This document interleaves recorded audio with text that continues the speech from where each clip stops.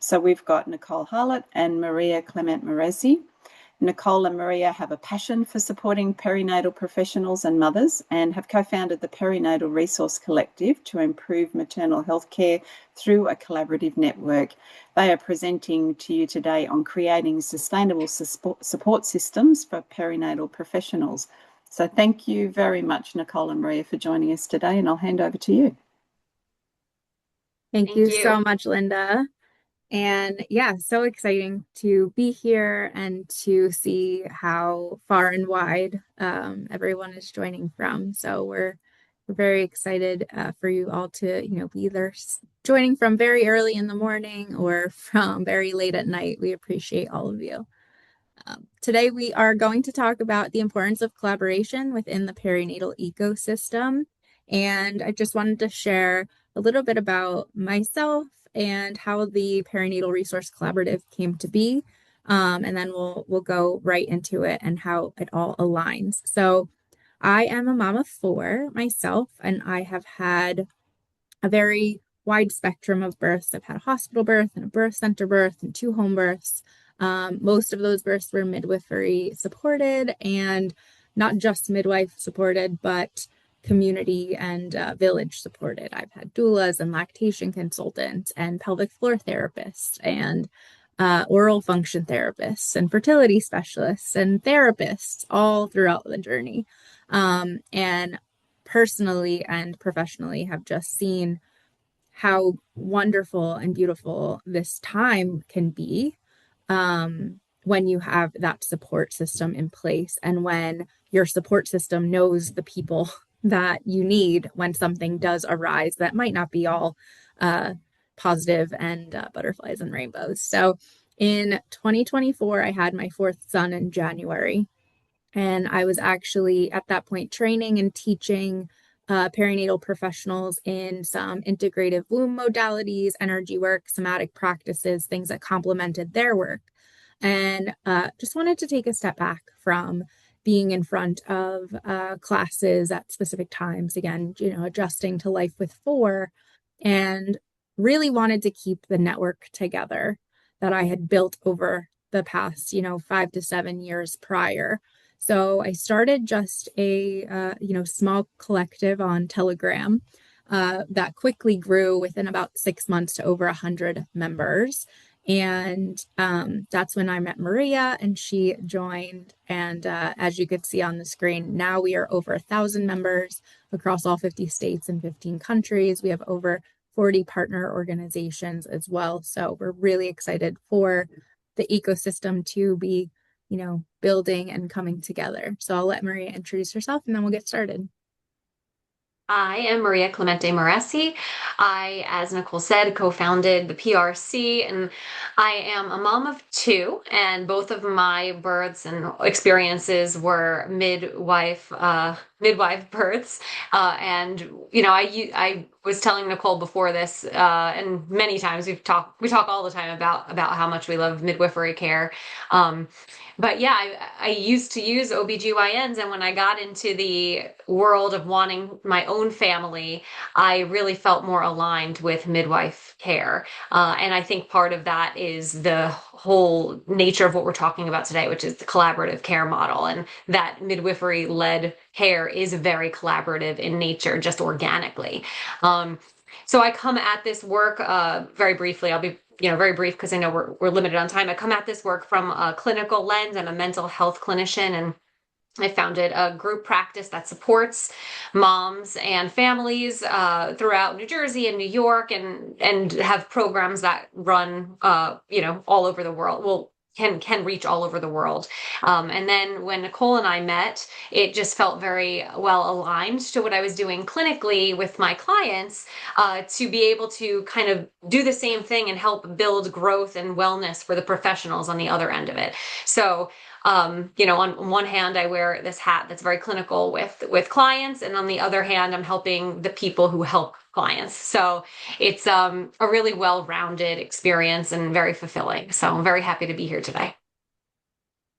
Yeah. So the Perinatal Resource Collaborative, we get a lot of questions. Okay, well, what do you do? What do you do? There's a lot of perinatal quality collaboratives out there, and we love their work. We're a little bit different. So we serve as the village for the villagers. So we support the professionals who create the villages for the mothers and women and birthing families on their journeys. We really aim to create a nurturing ecosystem where professionals worldwide can unite and help revolutionize maternal health care in many ways. So we really focus on the connection between the professionals together and then how that serves and supports the families. So we really, like I mentioned, we welcome everyone. So from midwives to doctors to doulas to fertility specialists, loss specialists, the list goes on. And we see the benefit when there is this cross collaboration of the ecosystem in not just businesses for the professionals, but for their client outcomes as well. So we talk a lot about in the PRC, we talk a lot about the business of doing business. And when I say that, what I mean is we are a platform and an organization, a community that wants to support the businesses behind the clinicians. So when we go to school, like for myself, for example, I went to school for many years to become a clinician in the mental health field. And a lot of people who we're talking to today went to school to become a midwife and practice clinically in that realm of medicine. And when we're in school for those things, we don't get introduced to what it is, what it takes to run a business and what it takes to create sustainable ecosystems that will support our business, which then in turn supports our clinical outcomes. So we like to say that we, as the PRC, are supporting people's work in their clinical world. If they're clinical, it could be non-clinical, but their work with clients when they don't, maybe have the skill set or the time to develop the skills in building business. So we want to be able to today, we can speak at length about this topic, but today we want to talk very briefly about why it's so important to have that interchangeability of clinician hat to business hat, and give you some really quick tips and some tangible tools on how to do that so that your business can thrive and then your clinical caseload can thrive as well. Yeah, and like Maria says, many of us go to school and we're not taught the business side, but then I think in 2026 we're not taught the social media side and the marketing and the technology and the automation, and there's so much into it. But one thing that I think is tried and true is that word of mouth referral system and utilizing the community of other professionals to support you in that aspect. I think no matter how advanced the technology gets, that will always be a tried and true way to support yourself. And that's really the bread and butter of what we're talking about today, is how collaboration really supports your business and why creating a sustainable referral network is so important.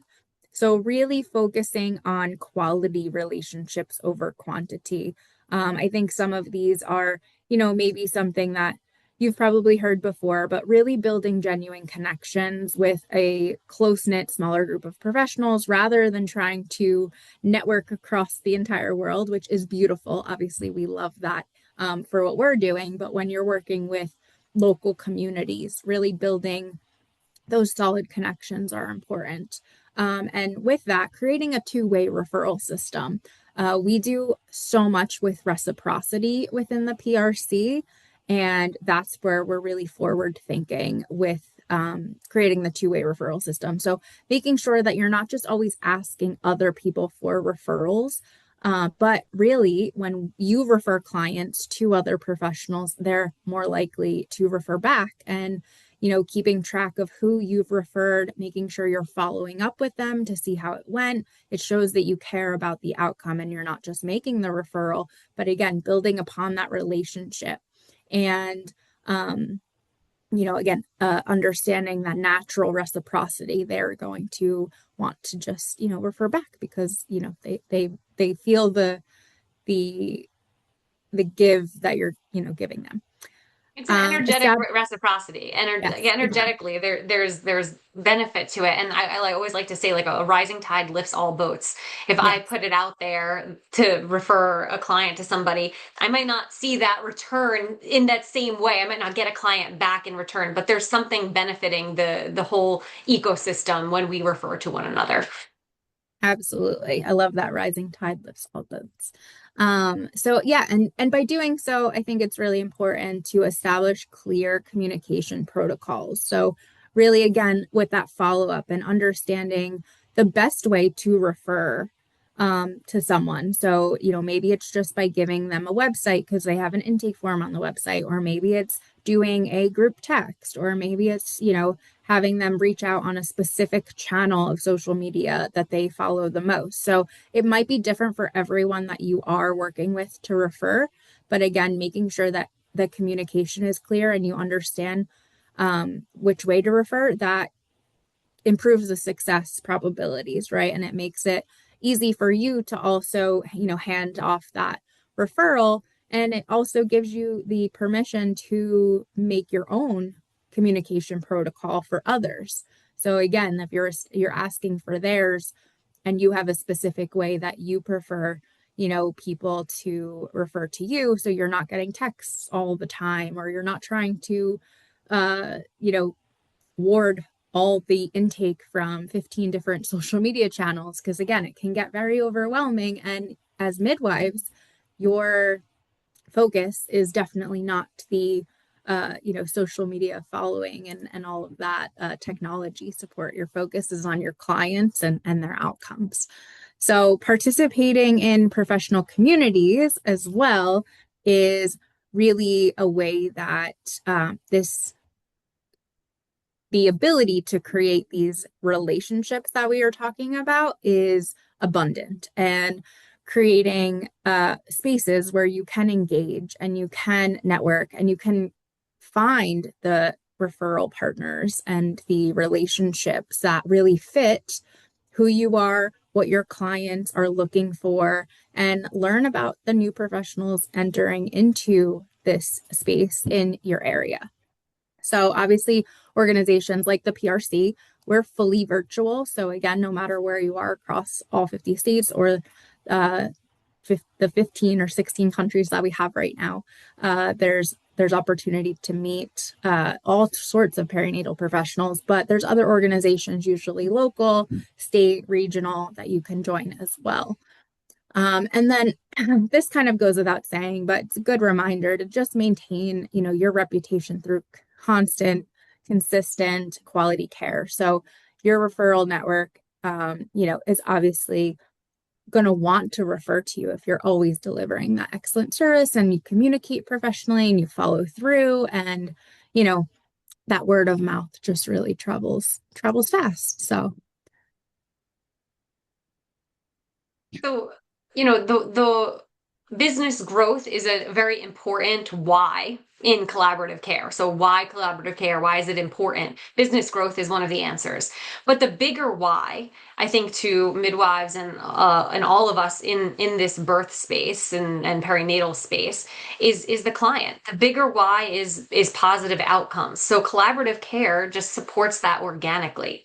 When you have a perinatal client from preconception to postpartum, in anybody in this virtual space today knows how much can change and how quickly things can change at the drop of a hat.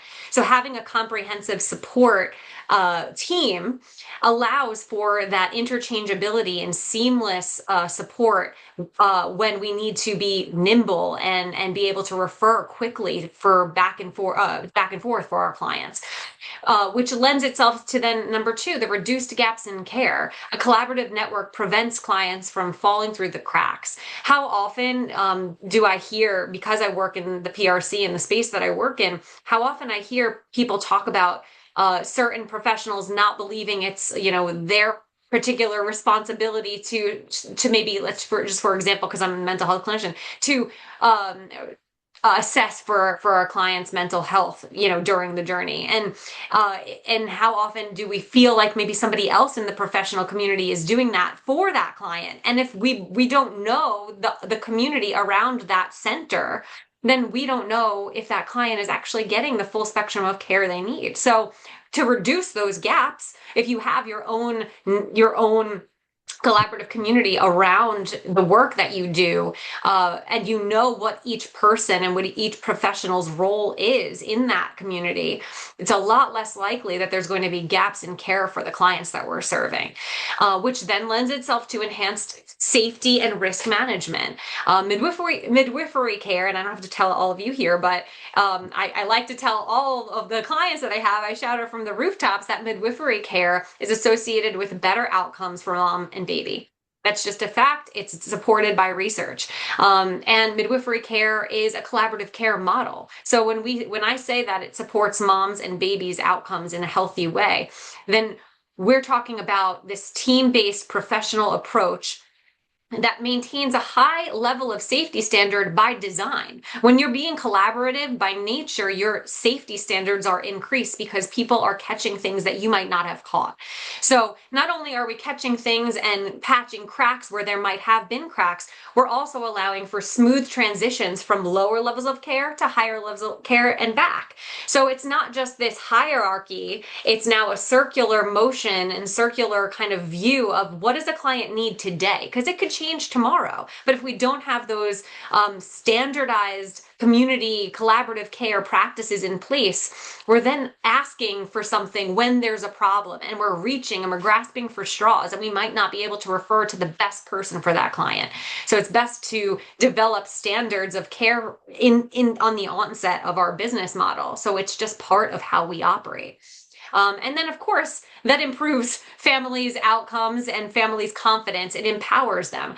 A lot of the work that we do talks about trauma-informed care. And so, in our opinion, collaborative care is one of the easiest ways to achieve trauma-informed care. It's now becoming a standard, and it's a huge wave of trauma-informed care learning in the United States. I'm not sure about if that's also kind of like, I would say, a trend across the world. I'm not entirely sure, but I know that it is definitely important in the United States.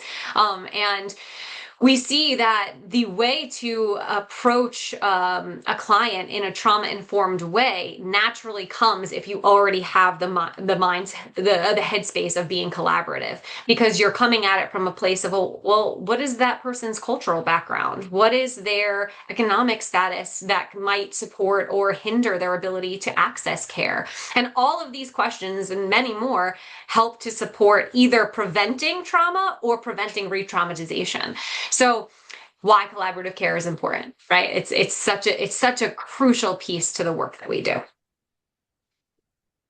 Yeah, and I think even we talk about our clients and that we like to talk about the family unit. So whether you're directly working with mom, or you're focused on baby, or you're worried or educating, or bringing in the partner, it is the unit that then thrives, because all of those people in the ecosystem can not just support one person, but the entire family, and work together. Like Maria said, when the lines get blurred of whose responsibility it is, if you're connected with all of the parties involved, then that can be discussed and held accountable. So. It's a spectrum rather than a silo. That's the beauty of what I think Nicole and I have created, and what I think midwives do naturally is we try not to work in silos, because we understand that, yes, it's important to have that clinical expertise and really understand what we went to school for and how to practice with that specialty in mind. But the smartest people are people that know that they can't possibly know everything, and it's best to just have people around them that they trust in all the different areas. So just making that impact in a collaborative way, I think is much easier when you from the onset are creating these practices and protocols in your business from the beginning. Yeah, absolutely. So we're going to get into some tangible tools. And before we do, I would love if you guys want to put in the chat if you are currently using any, avenues to collaborate in your specific area, or if you have any tools that you're currently using. So I'll look back for the chat because I know we're on I'm a time. monitoring a little bit now too. Yeah, perfect. So obviously, like we mentioned earlier, we wouldn't be able to be all here in the same quote unquote room if it wasn't for technology. But technology also then creates another avenue of expertise that many of us have to have or hire out for someone to have so that we can be found and seen and create that sustainable business. So obviously online presence is important when you are talking about building a community and being seen in that community. So we have a virtual business card, right? Again, in the day of technology, without having to print 1,000 business cards. And then if you're out somewhere and you forget your printed ones, you always usually have your phone or something that can be shared. So it's a great way to just network and, again, share what you're doing in a way that can really be easily translatable.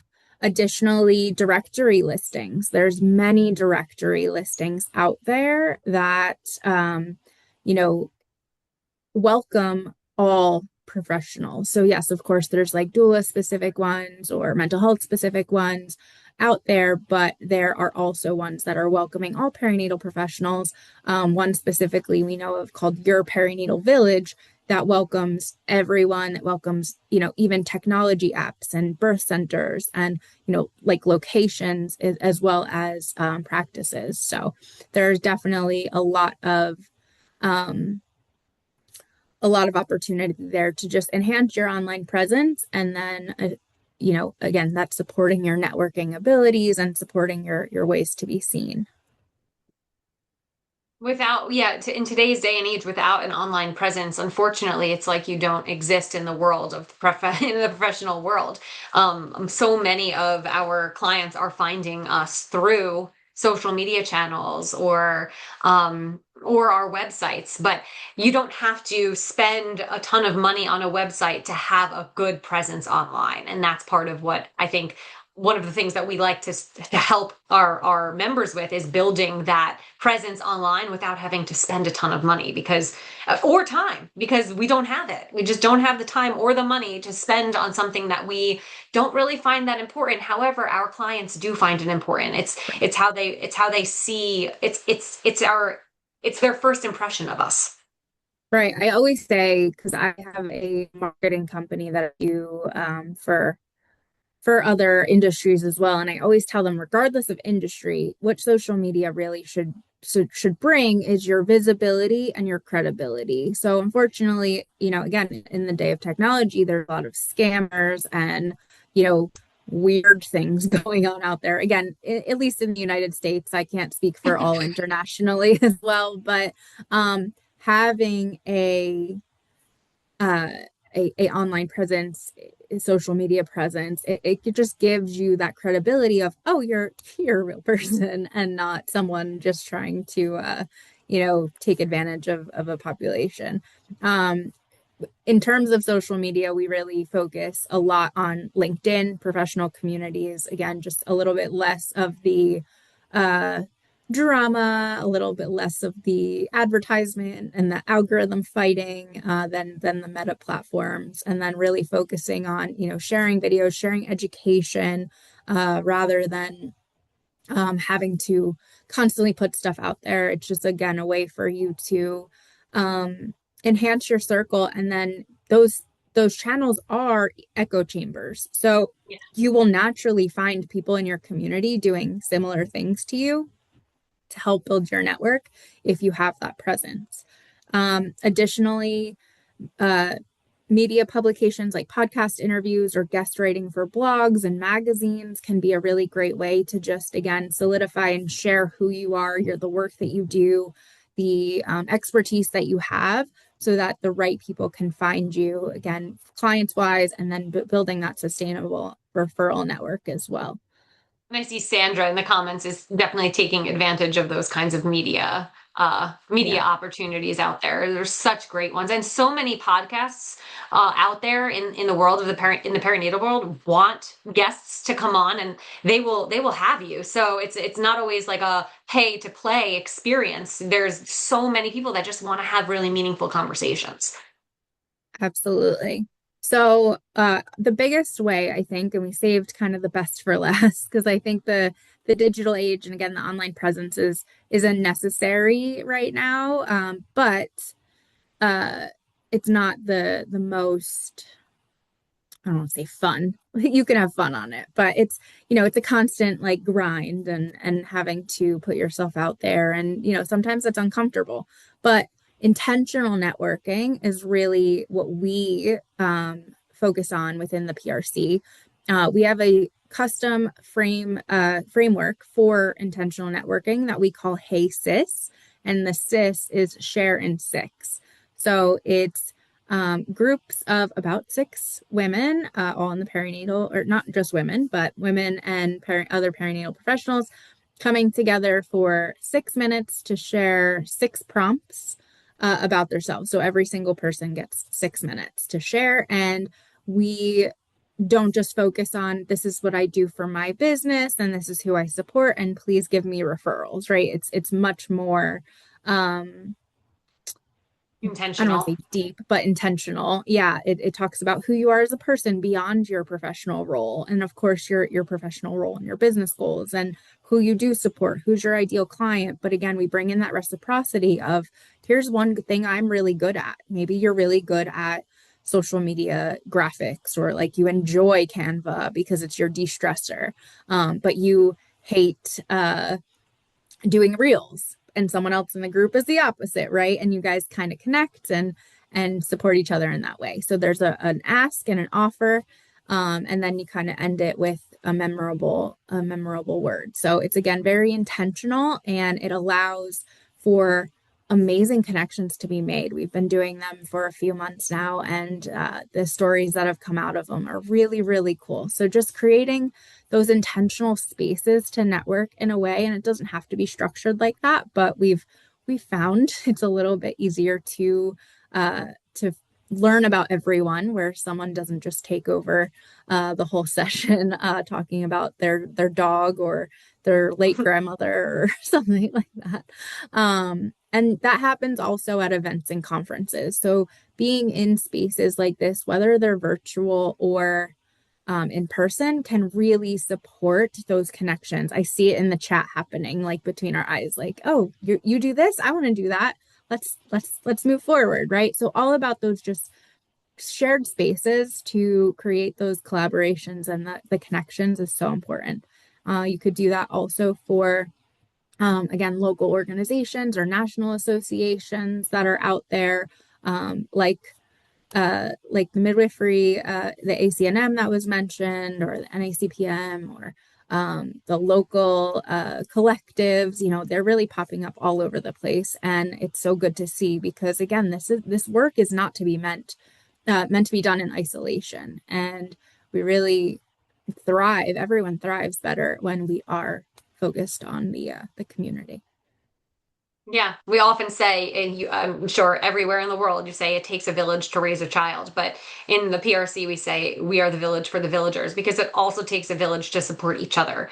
And that goes then to our last tangible community building tool, which is the Perinatal Collaborative Impact Certification. So we as a PRC are putting together an alliance of multidisciplinary alliance to develop a standardized model of care on how to actually do this. How do you create a collaborative care model within your practice, within your organization, and really understand what each professional's role is, and create, like I said, a standard of care so that we can roll this out to everywhere in the world so that no perinatal client goes without a village around them, and no perinatal professional goes without their village to support them. So I encourage you to kind of follow our journey with that through social media and connect with us to see when we're launching that program. Yeah, and I just skipped over the one slide, but we have a nonprofit. We have so many amazing, cool publication initiatives. You saw the March for Midwives campaign that we're doing under a nonprofit, but we wanted to just invite you guys to join our next Hey Sis session. It's virtually actually this Wednesday at 12 noon Eastern time, so New York time. But we do them monthly. So if you can't join this month, feel free to join. They're free for everyone to join. And again, just share yourself. Once you joined, you'll get the instructions on how the 6 prompts work. We have a cute little web worksheet you could fill out and bring. And yeah, we're really excited to welcome you into our own village. Thank you so much. We're here for as long as we have to answer any questions or just field any conversation. That's wonderful. Thank you to both of you, Maria and Nicole. It was lovely to have you speaking with us today. And yes, I could see people were doing some collaboration over in the chat already, which is very exciting. I'm just going to, I can't see too many questions at the moment, but I have a question that I would like to ask you. What are your top tips for establishing that professional communication? So, for communities and countries from, many countries on listening to this. So what are your top tips? What works? What exactly are you referring to? Let me just make sure I'm clarifying the question. Yeah. Top So tips for first setting up networks, collaboration and things like that. I guess some of us will be working in private businesses and some of us work in public health as well. So how do we connect with these people? Just some easy things. Yeah. I think my first go-to would be getting into some community, some network, right, of community that's already built. Because from there you'll network naturally, because that's the reason you're entering that community, and you're already placing yourself in a position where there are going to be people that have like-minded goals. So from there, then you can take what you want and leave what you don't want, and then maybe enter into another networking experience from that community. But I think starting with one is really a great way to begin it, because like Nicole said earlier in the presentation, it becomes kind of like an echo chamber. Once you're in one community, you start to meet people, and then it snowballs into what projects can we do together and what collaborations can we have, and oh, that looks so exciting with what you're doing over there in Ireland. I want to be part of that. But in order to have those conversations, you kind of have to be in the rooms. And luckily, we don't have to be in the physical space anymore as the people. We can be virtually together like we are today. Although I do miss in-person events sometimes. I was gonna say show up. Right? Unfortunately, you cannot make connections if you aren't in the rooms, like Maria said, and showing up to spaces that are already connecting and curated for connections to happen are really important. So again, that's why we really focus on our Hey Sis sessions, because they're literally built to make those connections and collaborations happen. I'll just add to what Nicole said. It's really easy to, at least I can speak for myself. It's really easy to get bogged down in the clinical work because it's so important and I'm so passionate about it. So if I just wanted to, I could not connect and network with any other professionals. I could just stay in my little clinical bubble. But if you don't show up and do the intentional connection, it's not going to happen. So I had another thought too, but I see somebody's hand is raised, so I'll let the audience go. Yeah. Did you want to speak, Sada?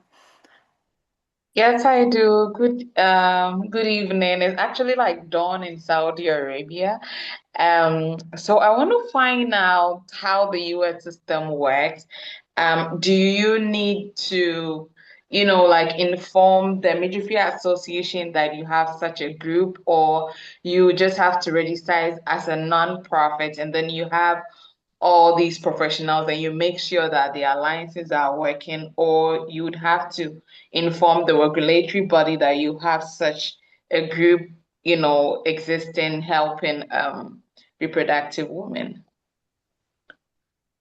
So I think you're asking just like the I guess legal structure of it, if you need a nonprofit. So here in the United States, the PRC specifically is a for-profit LLC, because we focus on promoting other for-profit businesses. So just in our country, if you're a nonprofit, you can't really promote for-profit entities so freely.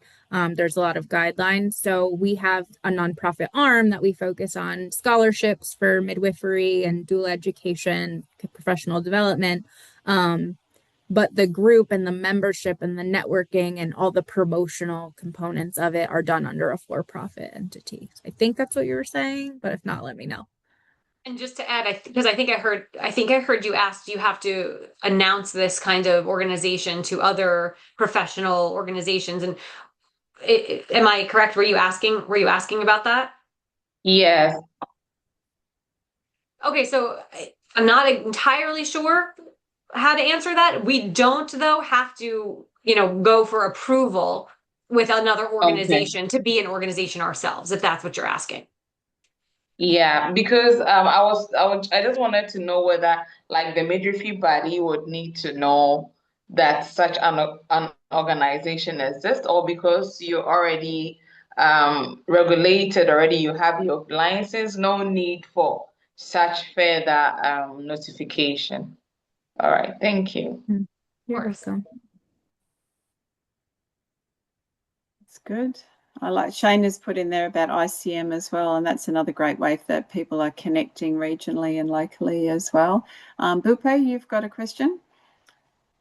Yes, thank you very much for a very informative presentation, ladies. So my question is how to navigate the different groups that people may be, like people like forming cliques and all of that. And so sometimes that is like they've formed a barrier to people joining in.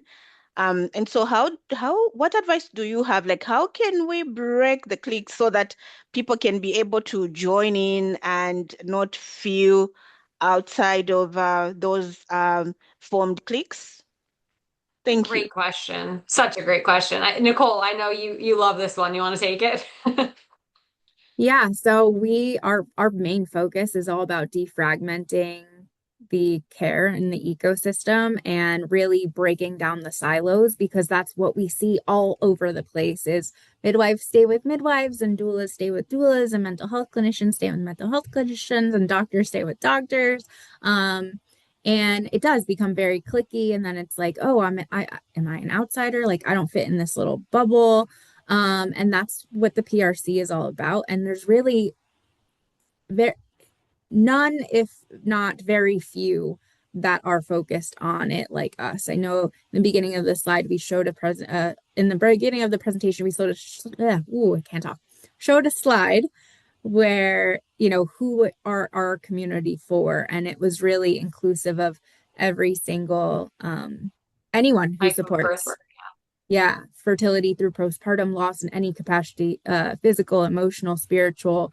We want to dissolve those cliques. We don't want anyone to feel like they're not welcome in this space, because anyone who is supporting a birthing family in any capacity is doing such amazing work, and they deserve to be part of that village and to be supported and to be connected. And that is our main mission, really. So I think finding the right spaces, because I have personally some of them are cliquey. Yeah. I was going to say, I've personally been in spaces where I felt very unwelcome, or, I didn't wear a traditional hat in the community and just felt very outcasted almost. So yeah, just finding the right spaces is important.